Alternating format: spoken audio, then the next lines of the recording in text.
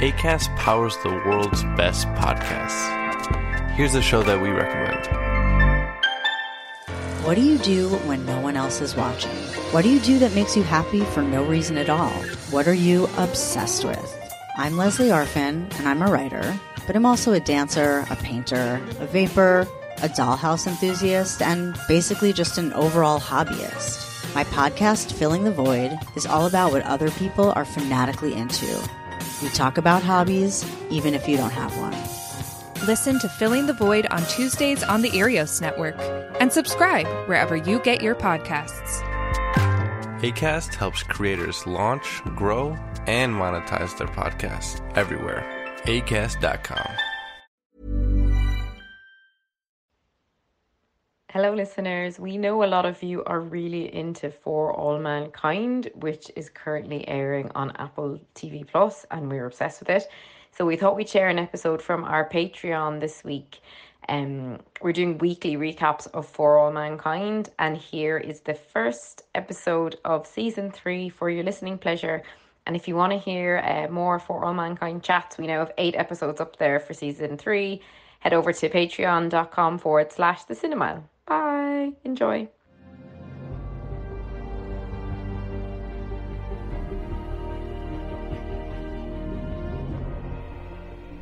Okay, hi everyone. Hello. Hello. For All Mankind is here, so we're going to do as requested. Enough of you have asked for it, so we're going to do weekly For All Mankind season 3 episode recaps. Like Succession, we jumped in on season 3 on the weekly recaps. I mean, it takes a while to get you to that level where you want to talk about a show like this, and it's happened. Yeah, it's unreal.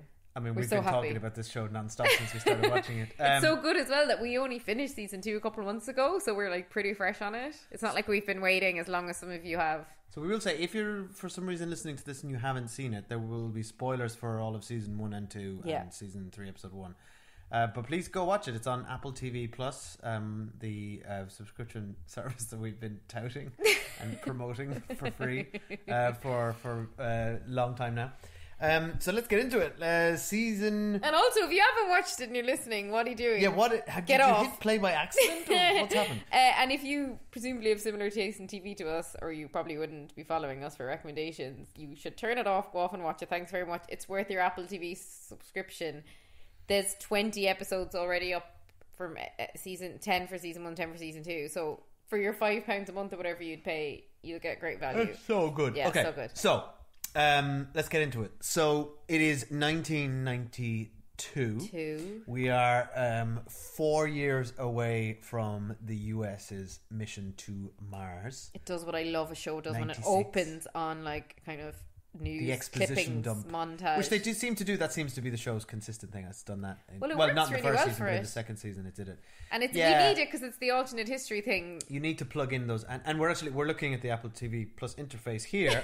And for anyone who doesn't know, you can go and if you scroll down a bit, there's a whole section called Connecting Seasons 2 and 3, and you can watch all the news reports for every year between 1984 and 1992, which is we're going to do which next. We've done for the other seasons, but we've just watched one for this season so far.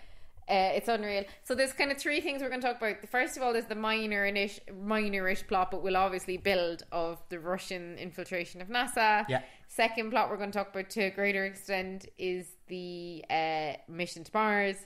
And then the third plot we're going to talk about is the Space Hotel, which was a fantastic idea. I don't know why they thought there would have. Like, why wouldn't there be problems with that? I mean, what the hell is wrong with people? What could possibly go wrong? So let's start. If someone invited me to their wedding in space, I'd be like, absolutely not. Let's start with Margot and the Russians. So what's interesting is we just watched the 1984 fake news report about the Rogers report, which was the report that looked into the incident at the end of season 2 in which R.I.P. Gordo and Tracy.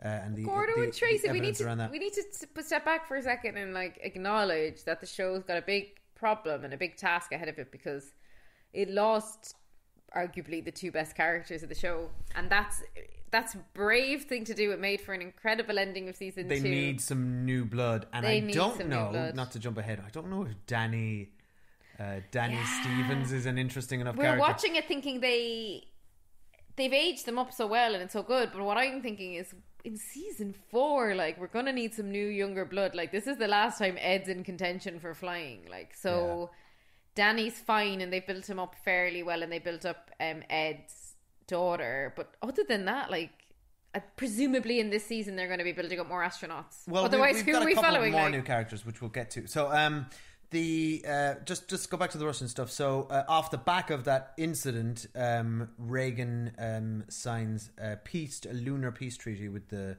Russians, which is they give you some real world context at the end of these little behind the scenes things, and it tells you that it's actually they did a similar thing in 1987, Reagan and the Russians, about nuclear disarmament. So there was a sort of a somewhat of a ceasefire between the two countries. It makes so that's me feel great. a bit Following how like close it came to World War III at the end of season 2. It makes me a bit uncomfortable though that the show didn't before, because now the Russian tensions in real life are so high again, and it's. Whereas when we were watching it last time, it was like, oh, the Russians used to always be the baddies in movies in like the 80s, but now they're not, and now it just feels a bit weird again. It feels like closer to home than it should. I don't know. That stuff's all really interesting, and yeah, see the. But look, I don't want to talk about the real world. That's the whole point of this show, to escape. I'm just saying though, it feels a bit closer to home than it did before. Fair, but actually, what's interesting is that this is 1992, and the Soviet Union is still active. Years past it was active in real life, and it's more powerful than it ever was in our world. Yeah, we need to get through the fake newscast, and I bet the Berlin Wall hasn't fallen. Whereas I was going to say, today's Russia is nothing like what we're watching on TV. This is the Soviet Union. Yeah. You're talking about Putin and post-Soviet era capitalist Russia, oligarchs, all the billion. It's like it's a very different landscape. Whereas like this is very much all still KGB and secretive. Now I know he's still kind of secretly doing a bit of that, but anyway, but Margot is still being worked by Sergei. Margot, what are you doing? We were watching it and we were just saying, like, one of the strongest things that someone must be able to use against you if you're vulnerable is if you're lonely, because she has so isolated herself because she lives in her office and has done for at least 20 years now. But at least her office has improved over the last few decades, to the point where she's got a fucking grand piano now. She's got a grand piano. She's got a lovely setup in like a massive bed. I mean, it's with her NASA pillow. To look at it's lovely, but is it lovely to live in your office? Oh no, I mean, work-life balance is a disaster for her. I mean, I live in my office technically because I work from home. She seems happy. She seems really happy. She's so happy that she's leaking confidential space information to her Russian boyfriend. Let's talk about that, because yes, she is lonely, and it is, that is part of the reason she's being worked, so to speak. But I actually think I do think Sergei is also lonely, and I think his sort of feelings for her are genuine. I do believe that, but he's also being forced or coerced. He's kind of seems like, from what we had of him in season 2, he's a prisoner of Soviet Russia as well. But she set the wheels in motion because they were having their little kind of celibate, like, love affair, falling in love with each other, and then she gave him a clue to fix something, and I can't remember what it was in the last season. It was something. It was, and then he relayed it. I don't remember the details, but it was an issue which would have resulted in potential loss of life on that front. Yeah, it was something to do with how they were exploding when they took off. Remember? So she was looking at it from a science. So she felt she had an ethical obligation to help them. Yeah. Now, but then he told people she'd given him the information, so that was he shouldn't have done that, because then they started squeezing him. I think. I presume that's when it happened. And what will we learn in that brief phone call, that they, in the course of the 10 years, they've kind of been helping each other. So it's kind of an exchange of information. And I would imagine she's still operating under the same principle of, we're on the same team, me and Sergei, and we're doing it for science. But really, it's going to come back to compromise her. It's going to come back to bite her in the ass, because yes, her and Sergei are scientists. Yes, they have a common goal to get to Mars, but they're living. She can't ignore that they are living in a very in a geopolitical landscape which has a fragile peace treaty. I love the way they split the moon literally down the middle. And also, like, there's still a race for space. Like, the Russians and them are competing over who'll get to Mars first. So I think it's all going to unravel for her in the season. But I think what's worse about it is it's a quid pro quo, right? They're giving each other tidbits. But at some point, I think what's going to happen is they'll have built up her trust to an extent, and then they're going to give her incorrect information and fuck them. Yeah. At a pivotal moment. She's in a fragile position. It's like a typical con thing where they like they'll often, when you're being conned by someone out of money, they'll actually give you a lot of money at the start. Say if it's like because of Ponzi schemes and stuff, so you like start receiving money, you think this is valid, and then you put more money, and then you start losing money. So at the moment they're giving each other valid information, she's like, you really helped us with whatever. She's in a risky information. You're right, and it's probably going to come down to the because it's all about the mission to Mars now. The Russians want to get there first again. But I also think the other thing is that she's personally being undermined, and if they don't give her the wrong information, they'll do something personal to her, whether it's exposing her or pulling the rug out from under her. Like, she's in a bad state now. And I love the 90s of it all, when she gets out of her bed and like gets into the office and opens the door and it's just full of cans of Slim Fast. What I like about this show is that like it's it keeps a lot of the world the same and familiar, so you get all that sort of nostalgic stuff. Yeah, but there was a Total Recall element where she was like this and the lights came on. Yeah, which is, well, I think that technology probably did exist around then. Maybe not. But the I love seeing how much technology is, but like there's a few little bits we get. Her assistant has an assistant now, and the her assistant's much more senior. She's got like a PDA. With like a touchscreen capability. We see touchscreen used a lot up on the Space Hotel, and it's completely, like, as we know it today, completely intuitive. Do you remember touchscreen in the 90s? Like whenever it existed, like it was dreadful. It was just like, do you remember on like in information screens at a museum? I don't even think it was the 90s. It was not the 90s. Responsive. Yeah, probably early. I love when the assistant said something to her and then said, "That's good," and she said, "Please just relay the facts to me, not your opinion." Yeah. And what else about the technology? Yeah, all the screen clarity is like insanely good, like as good as we have today. Yeah, like we're talking 1080p levels on the hotel the wedding pictures that we're displaying on the screen. I was thinking the hotel wedding montage was just an Instagram montage from like 2020. Yeah, like that just wouldn't have existed in 1992. But the race to Mars, I like it because we need something to propel us forward again. We already had, the space race stuff. We're so past it now. They needed to do the Mars thing, and we didn't get much of it in this. We get a quick test with a leader and mission control. She's testing an engine that they're going to use to get to Mars from the moon. From the moon, she's testing it remotely. And she's another character they built up in last season, and so it's good that she's back. But she's not an astronaut, so... Well, but she's going to the moon, and you get this nice little scene. I really enjoyed the scene in her house where Margot comes her dad is to dinner. And when her dad came back, my heart filled... It was nice. So wonderful to see him back, and but also I love that they, when they're jumping 10 years, they don't have to be ceremonious about any of these things. Like, you don't have to have the big reunion. It's just like the fact that he just showed up with enchiladas. It's just like the normality of all that being like, wow, I'm so like, it shows that time has passed. And it was actually that very I think a very common enough probably thing. Like, he makes the enchiladas, so we're like, oh, he's so sweet making enchiladas, and I'm like, God, I'd love to eat them. But then they're like, but our son's lactose intolerant, and they're really annoyed, and you're like, oh, it's that thing where like someone's trying to help, but they're actually not listening to what the help that is needed. And I just think that moment was a very nice kind of example of just a normal kind of slightly non-functioning but loving family. And then I also really admire what they've done in terms of the makeup. I was saying to Dave that they've aged everyone up, but it's subtly, like, I think makeup has obviously come along such a long way in terms of movies, but like, they used to be, when they'd age someone up, they'd have wrinkles painted on everyone and be like, why are their cheeks so wrinkly, and like, their chins, and like places that people don't tend to wrinkle in 10 years. But what they seem to have done is added some wrinkles onto their existing wrinkles, so that when they smile or frown, that those lines are like exaggerated. And I really admire that. It's subtle enough. They've all gone a little grayer, they have a few more wrinkles, but it's not like it's often done very poorly, and it's just done, they all look like they just are that age now. Yeah, they've done an incredible job, and I think the actors, the other part of it is the actors and their performance and the way they carry themselves. The only one who didn't age up, and they should have aged him up a little bit, was Tracy and Gordo's son. The one who got married, yeah. He looks exactly the same. But then, I mean, it's only 10 years. What was he, 19? He's 29 now. I guess. The other brother is aged up a bit to be the mopey brother from The Staircase.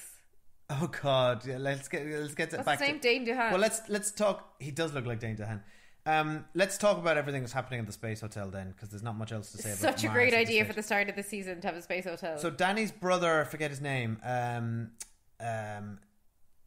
he was never really a character, so we don't know him. Danny's brother is really interesting. Had one of the most interesting moments in this episode where he gets up and ruins his brother's wedding. Ruins his brother's wedding with an anti-NASA sort of speech, and that's an interesting one because again, in that, please do watch this extra the news footage that they've got as bonus material on Apple TV Plus.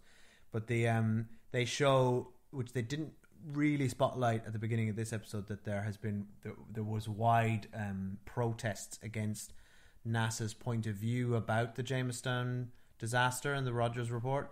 So I think what they're hinting at here is that there's a sort of a disenfranchisement in potentially America's youth, or a sort of an anti-NASA sort of sway, which could become a bigger plot. It's probably like the kind of the anti-Vietnam movement, where you're like, the youth of the country are not supportive of this kind of now dinosaur thing, really. Like they're burning billions of dollars in this stupid space stuff, and people are actually dying, etc. I love the little bit that they showed us as an aside in the intro where they were like, global warming isn't happening because of the adaptation to nuclear power. Nuclear power, yeah. So I think there's just fossil fuels were gone a lot quicker. There's just so much under the surface of the show. I think it must be such a fun job for people who are just coming up with how could reality be different? But same. Joe Kiley, our friend and one of our patrons here, texted me when I was watching this to say it is like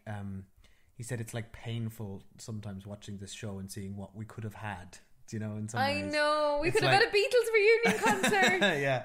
Sometimes it confuses me though. I still don't understand why John Lennon didn't die in this reality. Well, John Lennon didn't die and Margaret Thatcher did. She was killed by the IRA. So, yeah, I think some of that trade-off. Some of that they're just having they're just having fun with oh look, this is a fun alternative reality where the carbon thing actually kind of makes sense. I love that's what's so good about this show, is that they take a small idea and then just follow it to its natural conclusion, right? Yeah. Anyway, let's talk about the Space Hotel. So Karen... So first of all, I want us to renew our vows in a Space Hotel. Okay, great. For our 10-year anniversary. I look forward to paying $10 billion to Elon Musk to fly up in his space penis. Well, that's fine because our Apple TV sponsorship will pay for 2 years ago when all him and Jeff Bezos and all the fucking stupid billionaires in Silicon Valley launched space penises at the same time. Well, do you not remember when William Shatner went up? Yeah, that was cool. But it was so stupid, but it was cool. That's the equivalent of this. It took us a long... Yeah.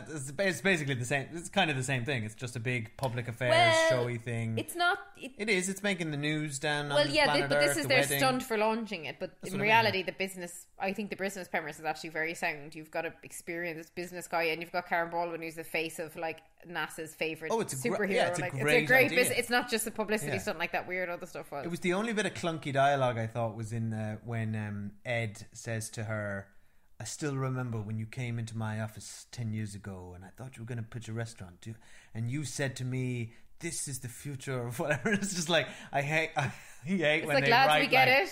Do you remember what you said to me? And I'm going to tell you now. I just love that. Though he was kind of a cheesy character, and I actually hadn't said it to Dave. I didn't think he was going to die. In my head, I was like, someone has to die in this episode. Sorry, is his name. Yeah, I was thinking someone has to die, and Sam's just the right amount of we know him from last season that he resonate with us slightly, but really, we don't give a fuck. He's just money. It's a really weird one, him, because they introduced him late into season 2. Like, the first half of the season, they kept talking about Tracy's husband. And then I was like, oh, he's not a character. But he isn't a character, suddenly he shows up. But only to be an antagonist to Gordo. With Gordo. And then I'm like, and then he sort of funds Karen's thing, and now he's dead. And it's just like, no, but what's that called? Yeah, but David, that's called, what's it called? Fridging. It happens to women all the time. When women only... yeah, you're right. When women in movies, their plots only serve to propel the man's plot along, right? God, you're right. So in the last Reverse season, fridging. he only existed to add fuel to Gordo's jealousy and get Gordo, like, primed to go back to space. Yeah. And in this season, he only existed to fund the hotel and die in a lift. Honestly, though, I mean, maybe you're right. He just existed for the purpose, but it just feels like this show is so finely tuned. Do you know what I mean? And everything is so perfect. It's just like that. They created that him. Felt like a loose thread to me. But it didn't feel like a loose thread. It made enough sense. He's a billionaire businessman who's attached to NASA and would have a relationship with Karen. Look, I guess, he's created the space hotel. I mean, like, we didn't need to know any more about him. There was no time to mourn him. Let's talk about the space hotel, because I think it's pretty awesome design. I thought it was really cool. I love that opening shot where we see Karen waking up and we zoom out. I love that Karen has the Rachel haircut as well. Rocking it. Yes. The haircut I wanted. She looks amazing. I wanted that haircut for so long in my life. I finally gave up trying to get it. I just couldn't. It needed more hairspray than I was ever willing to commit. Yeah, fair. But Dave's like, God, she looks amazing, and I was like, Dave, that's because she's not really 50. She just has makeup on. I was like, she looks so good for her age. In Dave's head, they are the age we're watching. They're such good actors. Also, as a side point, by the way, when Margot opened her drawer full of Slim Fast, and Dave said, why would she have Slim Fast? She is slim. And I'm like, because she lives in a fat-phobic patriarchal society. Like, let us not forget that. No, but this is an alternate version of the world. Where the still fat-phobic patriarchy doesn't exist. And by the way, Ellen was going to be the president of the United States. Yeah, that's a bit instead of Bill Clinton. I loved that happened in the opening. So poor Ellen, still presumably living in the closet with the husband, but doing very well for herself. So I guess she's going to be president after Clinton. When they're in March, she's going to be president. Right, they're probably going to cover, because this season's going to end in 96, surely, right? Surely beyond. So this season. So as in this season has to bring us to Mars, surely. So we're gonna it has to, because the end of the last season showed Mars. So probably halfway through this series, we're going to have the election, I would think, right? She's going to be president, I think. Yeah. Yeah, surely. I'd be surprised if she's not. And then I hope she is. Get that fucking Bill Clinton out of there. I love that what's your beef with Bill Clinton? Because he's sleazy. I don't like him. Anyway, he's a sleaze. Like, look what he did to Monica Lewinsky. Yeah, okay. Anyway, Margot would never do that. Let's not go down this rabbit hole. Okay, so Margot lives in a sexless sham marriage. Let's talk about the. I'm actually no. You're talking about Ellen. Sorry, Ellen. I'm looking forward to revisiting Ellen, because that is one of the saddest. I know. I love really Ellen. I was only being facetious there. I actually love her. The other thing I want to talk about quickly, that's actually the first time the show's bugged me. What? What's her name? Who supposedly got all this radiation poisoning and was going to die and lose her sight and have cancer and everything. She seems totally fine. Other than they implied she's lost her sight, but like they were like, if you get exposed to this, they didn't imply it. She has a guide dog, so I guess. But they were like, stated. But like they were like, you're gonna get cancer within like a year and die, and this is 10 years on now. I just feel like they said they'd want to have made her look I don't know if they gave her that much of a. Well, no one told her, because she never told anyone she got the radiation poisoning. Yeah. But they were like, she was going to die. But they all had that watch thing, and it was like, if this goes green, you're dead, or whatever. I know. And then she never, from what we know, went to actually see a doctor about it. I would imagine she's going to die in this. Oh, she has to. Yeah. But it kind of annoys me the way they're fighting between Ed and Danielle are going to be which one of them is going to. But I enjoy that they're surely sparring. Ed's got just injured himself badly, right, in this episode. So I'd imagine it's going to be Danielle. Yeah, Ed will be on the ground. I kind of hope it will be Danielle. I love her. She's I'm cool. Team Science, but I actually found Molly and Margot's debate about which one of them is the right candidate quite interesting, because I kind of did see Molly's point that she described Danielle as too cerebral. I really enjoyed that academic argument. You need someone who's like just thinks fast, and to be fair, we've seen Ed do that on several occasions. But then I thought it was interesting, because they're like, yeah, but Ed will get you to Mars, but what's he going to do afterwards? Exactly, that was her Margot's counterpoint. It's 3 months to get there. It's 2 years of a mission. Yeah, and you and she probably would be the more reliable choice. But anyway, I love their relationship. I love that they're still going. I love that they're friends, and they must really miss Gordo, because remember the three of them used to always meet up for a drink and say, what was that thing they used to say again? Hi, Bob. It is sad, but okay, there has to be a scene in this where they both go to Gordo's grave with the glass of whiskey and do the high bob thing. Love it. Give me that. I'm also really happy for her that she's remarried after her last husband died and stuff. Yes, I think that's a nice plot, and there's some of the new characters they're introducing, and I think the son, Elijah was his name. I can't remember. That's clearly they're putting some foundation in to build a relationship with him and Danny's brother.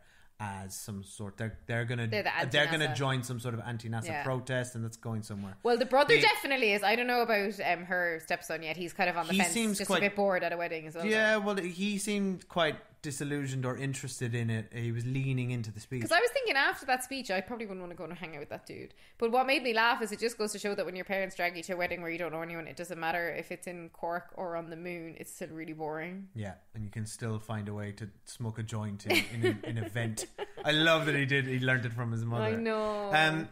I thought Joel Kinnaman and Chris Marshall, who plays Danielle, I think they both did a really good job of kind of carrying themselves quite differently or acting quite they felt older. They were slower, more... So they were also in quadruple G or whatever. Now, let's talk about that, because I think it was an awesome I was glad you were with me to plot. explain, because I actually didn't understand what was happening. Dave had to explain the gravity thing to me. Once the cake thing happened, I understood it anyway, but before the cake thing sunk, I was like, I don't know. Well, it's a classic Star Trek thing, and there's the creator of this show, Ronald D. Moore, cut his teeth on Star Trek: The Next Generation. Where's the holodeck? That's what they should have had. That would have been amazing. I mean, they'll get in the year 2004. In the next season, they'll have a holodeck. They'll have Tracy and Gordo holodeck at this rate. Yeah. But it's a classic Star Trek thing to.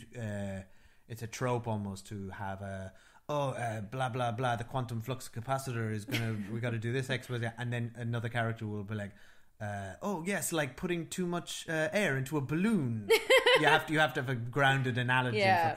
And we got that with the wedding cake. Ed. Well, we saw the wedding cake. There was a lot of visual exposition, but there was a brilliant one where Ed's new wife throws a shoe at him, and it just flops onto the bed immediately in front of her. Like it doesn't. Yeah. It doesn't fly. But then the really good explanation was from Gordo's son when he goes, it's like walking with another person climbing on your back. with someone else. And I was like, thanks, I needed that. Like I still didn't quite get it. Well, it's quite simple. Like your weight is determined by we all have the same, 1G on planet Earth. That's what the measurement is. Mm-hmm. So 2G would be you'd be twice as heavy. You would feel twice as heavy. So 2G is you on Christmas Day after your Christmas dinner. Yeah, exactly. It's a 2G kind of day.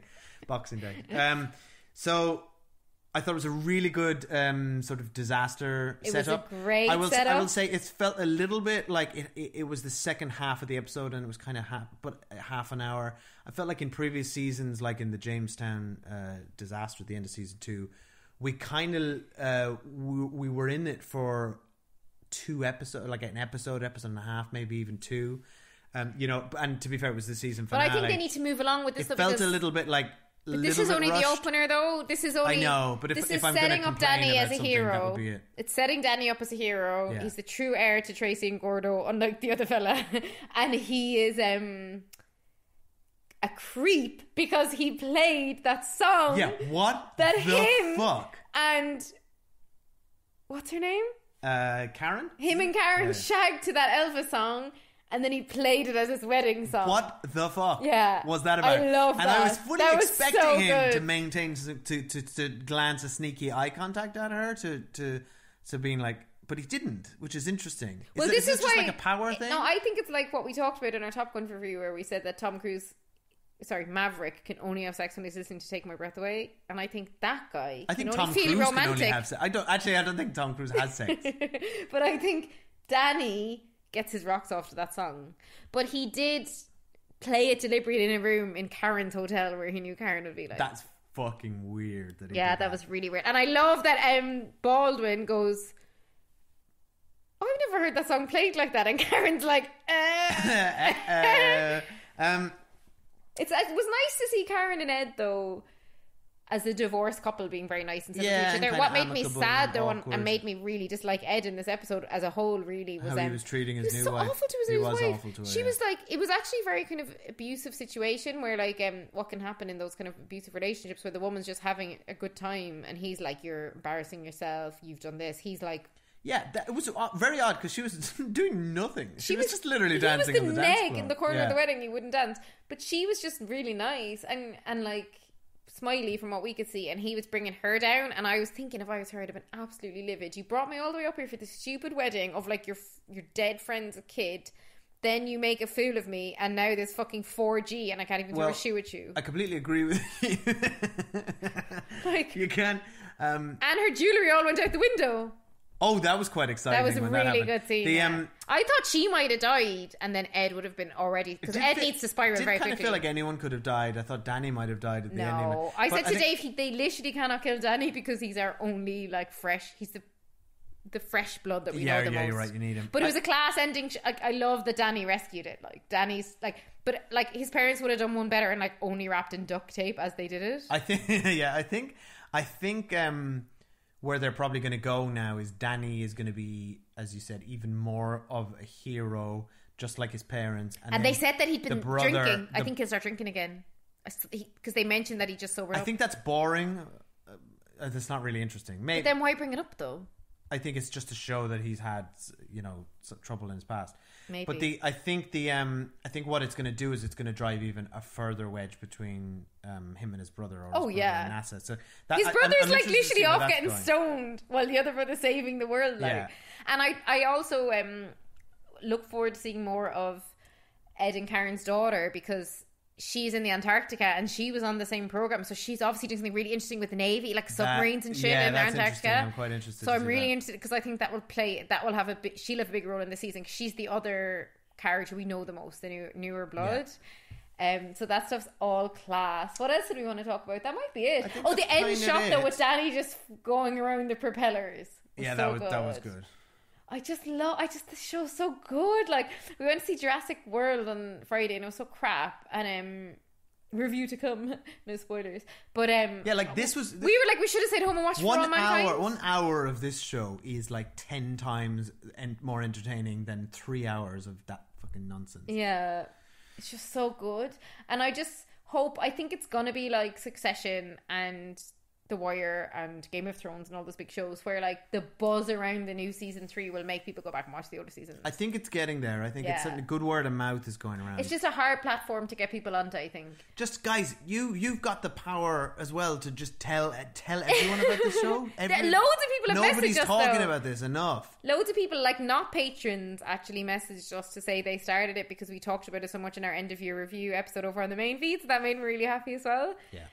So I'm thrilled. So look, thanks for listening, guys. We're looking at the screen here, which is very helpful that Apple have all their faces on the screen for us to see the characters. So Ellen, we actually never saw Ellen in this episode. No, just in some news. So I'm dying to see her. I know, I can't wait. And I'm interested to see all the sort of personal plots because we didn't get a lot of. This is an establishing episode, really. We didn't get a lot of sort of emotional or character development or where they're going to be challenged, and I'm quite interested to see Ed and Karen. Ed's just been on a dark road since season 1. Ed is clearly. I mean, I agree with you. I think Ed was treating his new wife very poorly, and he rolled his eyes about her to Karen. Like, I'm sorry, now I'm not divorced, but and married to a new person, but I would imagine. If I was and I caught him rolling his eyes about me to his ex-wife, I would fucking walk out the door. But I think there's something Ed is not happy. I think, and I think that's going to become. But he's been like that since the Sunday, though. Yeah, but for various different there's a different discontentment going on. I don't think he's happy with his new wife. But he's not happy with anything. And he's taking it out on her. Yeah. Anyway.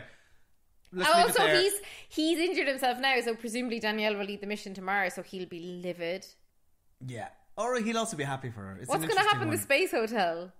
I don't know. Can it survive that kind of bad PR? And it's that's really bad. Because they were like, the wedding's happening and bookings are going through the roof. It's insanely dangerous. I'd be like, cancelling my trip. They almost all died. That whole thing with the lift as well and Sam, that was like... The lift was so clever because I was thinking, in gravity, a lift would Would you go to a hotel for your wedding if you know that the person who built the hotel died in a tragic accident?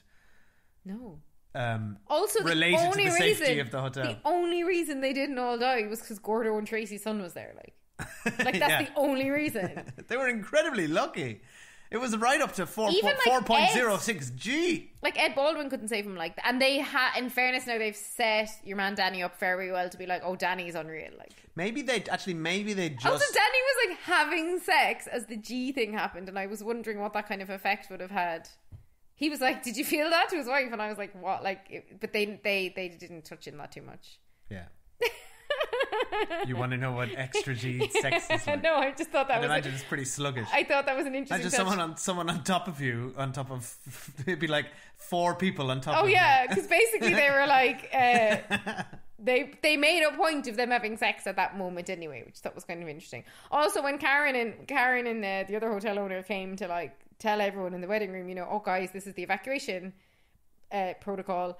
I was like, would you not have made an announcement over the tannoy, because at least the bride and groom aren't in the room? Like, fair enough, you might notice that like the young lad's gone off smoking, but you'd have been like, wait, there's people missing from this room. She might have noticed that Ed wasn't in the room, like. Yeah, no, right. But the stuff with her and Danny is interesting now, because I'm like, yeah, I'm dying to see what happens with that, because that song was too weird. Yeah, what's going to go on there? Okay, right. Thanks everyone. Thanks for listening. Let us know what you thought in the comments. Keep it spoiler free in the comments. Even just let us know in the comments if you're listening to this, because we don't know how many people are going to listen, and Patreon doesn't tell us, weirdly, so we never know.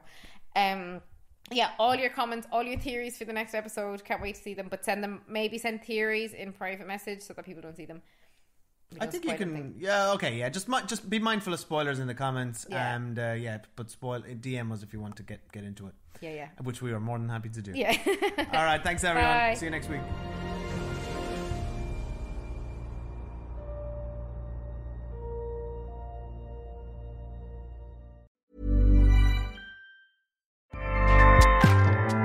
Acast powers the world's best podcasts. Here's a show that we recommend.